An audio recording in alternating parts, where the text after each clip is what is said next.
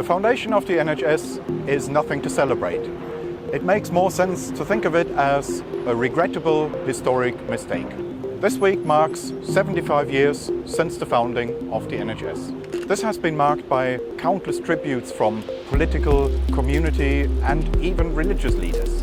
But founding may not quite be the right word here. It's not that any new healthcare facilities were created around that time. What really happened in the late 1940s was simply the nationalization or government takeover of an existing network of independent healthcare facilities. The nationalization of healthcare brought some initial improvements for some people. It's not that there was no healthcare system before the NHS. Of course there was one. There was a cooperative insurance system which covered the majority of the population. But that pre-war insurance system had its gaps. It did not cover everyone, and it only covered a limited range of treatments.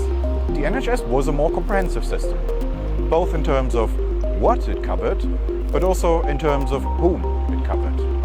So in that regard, the NHS was initially an improvement. However, those improvements could also have been made within the old system. Rather than nationalizing the entire healthcare sector, the government could also have chosen to simply extend the pre-war system. It could have made that system more generous and more inclusive.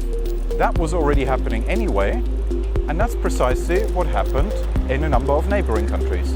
That's what happened in the Netherlands, in Belgium, in West Germany and in Switzerland.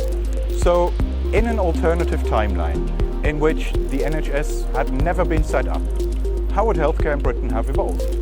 And what would healthcare in Britain look like today?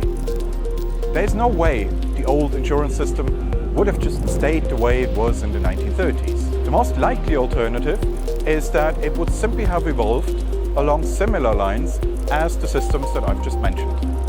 Today, countries like the Netherlands have universal health insurance systems, and healthcare is mostly privately provided.